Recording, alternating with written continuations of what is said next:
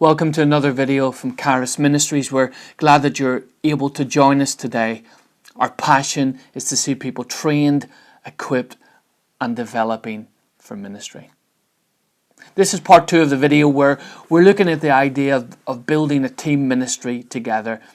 If you've been in ministry any length of time, you will realize you don't have all the gifts and you can't do it on your own.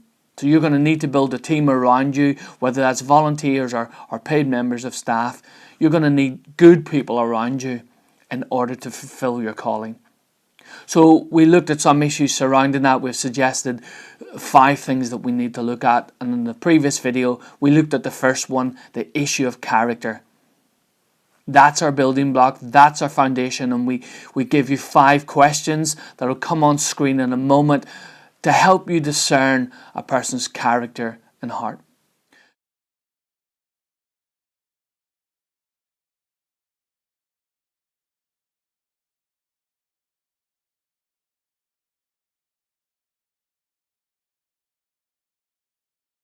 So we move on from our building block of character to look at the second area, and that's the area of competence. We're looking for people with ability. And we shouldn't be afraid to set the bar high on this, to have high standards. Because if someone is competent in one area, then they have the ability to learn skills in another area. We're looking for people who know their spiritual gifts, who have developed their spiritual gifts, maybe over a period of years, who are comfortable with using their gifts. And as 1 Timothy chapter 3, verse 10 says, we're looking for people who've been tested over a period of time. So the idea for us is that we're looking for proven competence. People who have a track record, people who have a history, people who we look at and say, they get things done. So we have issues of character, with issues of competence. The third thing that we need to look at is the area of chemistry. This one is often overlooked, but really, how do they fit with us?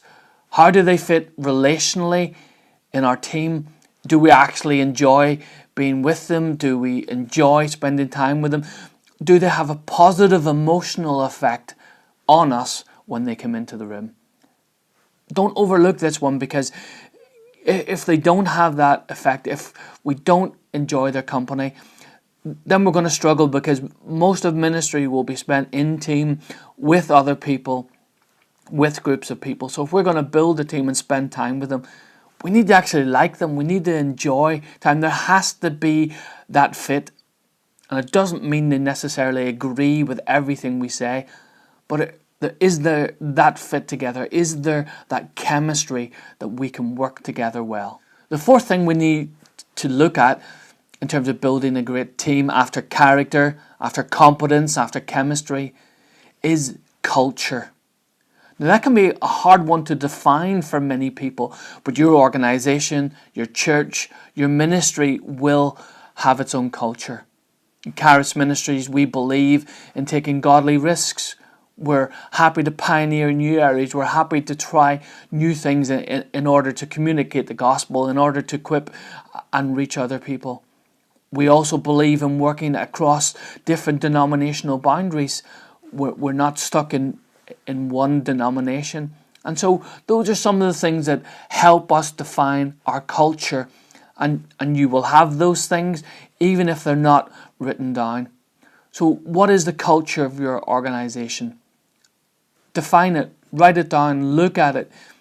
If the person you want on team doesn't have the same values, doesn't have the same ethos, if your culture doesn't excite them, then don't bring them on team. Because if your culture doesn't excite them, if it doesn't grip them, then they won't stay the course for the long term. They won't have that same value, they won't have that same ethos. So what is your culture? Start by defining it. Start by looking at the values and looking for people with the same heart, with the same mindset, with the same values that will add value to your team. The fifth thing that I think is worth looking at is a sense of calling. If you're looking to develop teams, if you want people on team that are going to serve alongside you, that are going to serve along with you, that are going to add to your team and add value to your team, there has to be that sense of calling. Do they share that sense of calling that you have? Even if their gifts are different, even if their gifts are complementary, do they have that sense that they're called to this ministry? If not, that when difficulties come, when difficult decisions may have to be made, they'll not stick around. They'll not push through to do what it takes. So is there a sense of calling? And that's something certainly that you can pray about. That's something that God can nudge you with. God the Holy Spirit can help you pick people that you think wouldn't necessarily be your first choice, but they have that sense of calling. So I would encourage you to consider these 5 issues together, and I hope that you can build a great team ministry.